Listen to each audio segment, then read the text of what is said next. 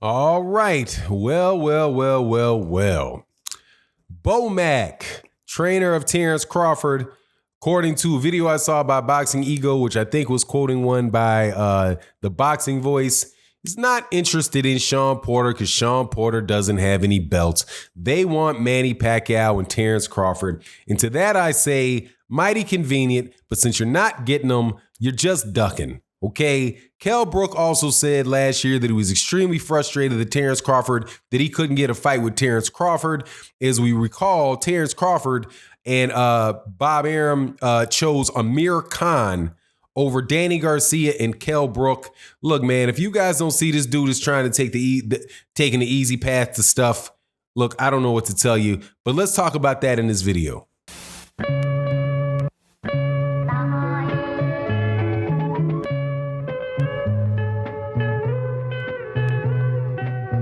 All right, welcome back to the channel, subscribers. If you are not subscribed, please subscribe, hit the bell icon so you can be notified of when we release more videos. And I also want to say special thank you to everybody that supports on Patreon. I want to say special thank you to everybody that comes by the live streams Monday through Friday, to OG Boxing Talk. Please make sure you're there at 8 a.m. Sunday mornings, where we wrap up the weekend boxing with my co-hosts. With my co-host Blood Boxing and my other co-hosts, excuse me, man, stuttering up a damn storm today. But make sure you're there. And also, thank you so much to the people that have joined the channel memberships. We're gonna have some channel members, specific channel membership videos coming up on YouTube as well. So you guys will be the ones to get the access to that. All right, let's get into this, man. Okay, this has been the week of talking about Terence Crawford, and some of it is redundant. But you know, when something is redundant, you know, something repeats itself, it just keeps going over and over again. You know, that's when you know that it's real, man. That's when you know that it's real. And for me, you know, even though I've been watching how Terence Crawford has been moving for the last, since he got to welterweight, I didn't want to say for sure that, you know, or let me put it this way. I've known that Terence Crawford has not fought top competition. You can do that with a simple box rec search of his resume. You can see it. Okay. He fought Ricky Burns down at 135 pounds. He fought, Yuriokas Gamboa, a guy that was moving up 2 weight classes. He beat him at 135 pounds. And then he fought a guy that was getting hyped up a good bit in Victor Postol, and he beat a very tall, long Victor Postol. Okay. Now, I didn't think that Ricky Burns was any world beater.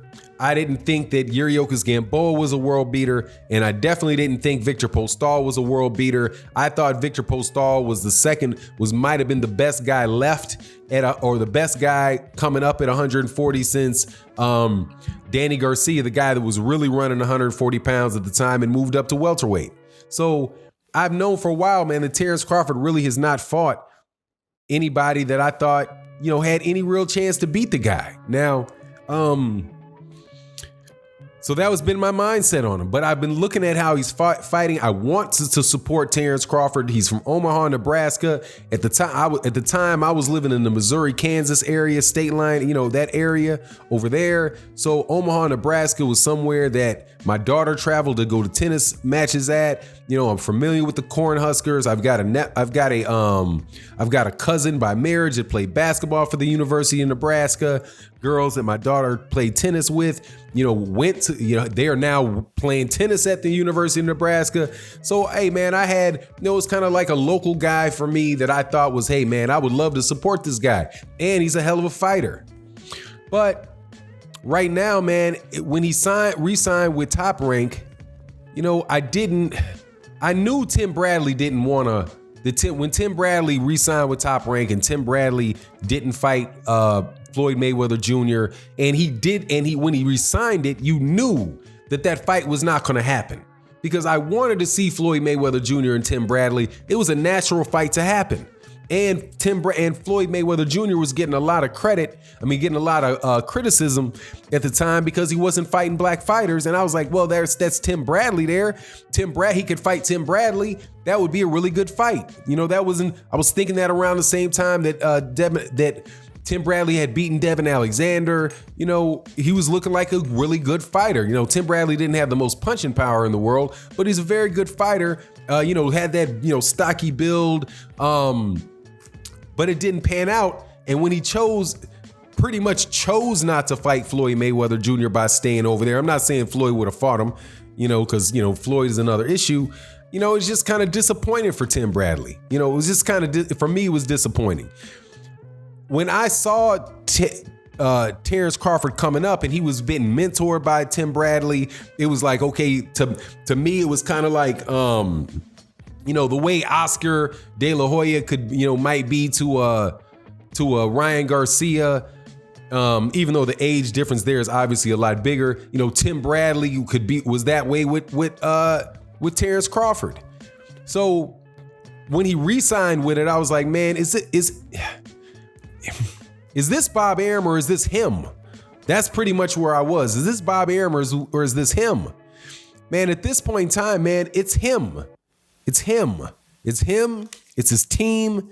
When he says that he doesn't want to fight Shawn Porter because Shawn Porter doesn't have a belt, that line of reasoning is so full of it that now that is just a flat out fight that they do not want. And the only reason I believe that they do not want that is because it is too risky for them.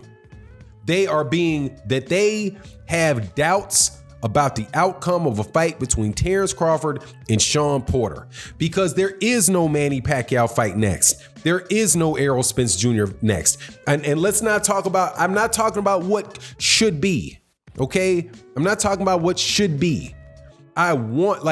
It's okay for him to want to fight Errol Spence Jr. It's okay for him to want to fight Manny Pacquiao. I get that. It's okay for boxing fans to say, I want that fight to happen, or Manny Pacquiao, Terence Crawford would be a better fight than Terence Crawford, Shawn Porter, or Errol Spence Jr., Terence Crawford would be a better fight than Terence Crawford, Shawn Porter. But those fights are not happening. He's not getting those fights. So that is like saying, yes, I would much rather live in this mansion than live in this apartment. This isn't an apartment, this is a ranch. Okay, I would rather much live in a mansion than this ranch house that I'm living in, right? This one level, 4-bedroom ranch house I'm living in. I would much rather go and move into the house that's on top of the hill, with 15 bedrooms and a pool outside. But I can't afford it. I can't go there. It's not happening. I'm gotta move into the house that I can live in. I gotta move into the house that I can afford. That's just it. That's the realism of it. With Terence Crawford, the real situation is that the Manny Pacquiao fight is not happening with him next. It's not, more than likely, it's not going to happen with him at all. Okay? Because if Manny Pacquiao was willing to work, this is my take on it. If Manny Pacquiao was willing to fight a top-ranked fighter, Bob Arum is going to give him Josh Taylor. Or Bob Arum is going to try to push somebody else over there and give him that fight. If Bob Arum wanted to have that fight, Bob Arum, who is Terence Crawford's boss, no matter how you want to cut it, because he's the one cutting the checks and the one that can tell Terence Crawford, no, you don't get to fight, he would have already made that fight. Errol Spence Jr. fight is not happening next because Errol Spence Jr. has already told him and told the world it's not happening next. With him, he wants to fight Manny Pacquiao. And that is a fight that is realistic for him because of the money involved. So who is it that Bud is going to actually fight? This is what's going to happen. Bud is not going to fight anybody that is a legitimate threat to him. That's going to be his next fight. Whoever it is will not be a legitimate threat to him. But aside from just the Shawn Porter line, or the Shawn Porter situation, there's the Kell Brook situation. Kell Brook gave an interview fight that he's preparing for. And he was talking about how 2019 was such a frustrating year because he couldn't get the Terence Crawford fight. Now, he didn't go into any great length, any great depth about it, but we know in 2019 that Terence Crawford fought two people. He fought Igis Kalvinakis and he fought Amir Khan. So Kell Brook wanted to fight Errol Spence, wanted to fight Terence Crawford.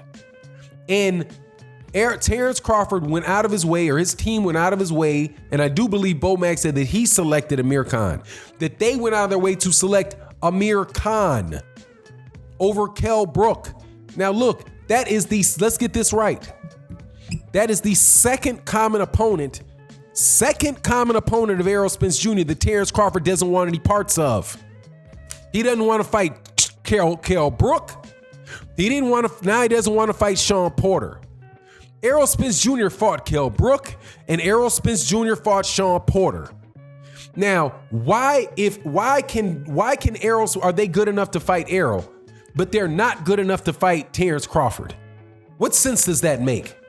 There's nothing that Terence Crawford is not going to be fighting anybody else with the belt because Errol Spence Jr. has two, Manny Pacquiao has one. He's got to fight somebody else unless he does what? Go up and fight Teixeira, a 154 pounder for the same belt and 154 pound that he has right now. What difference does that make? How is that going to convince, because he goes and beats Teixeira?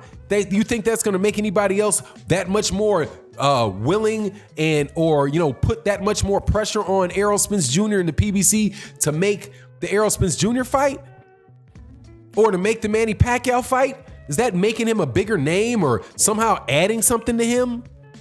Man, please. He don't want to fight Shawn Porter and he didn't want to fight Kell Brook because Bomac or somebody in his team said, nah, that is too risky. There's too much of a chance that we could either look bad or we could lose. So we're not taking it. We're going to take the easier road. We're going to take a guy whose name, who is known, or is as known, but is less of a threat. That's what Terence Crawford is doing, point blank, period. And there's no hiding behind it because it keeps happening.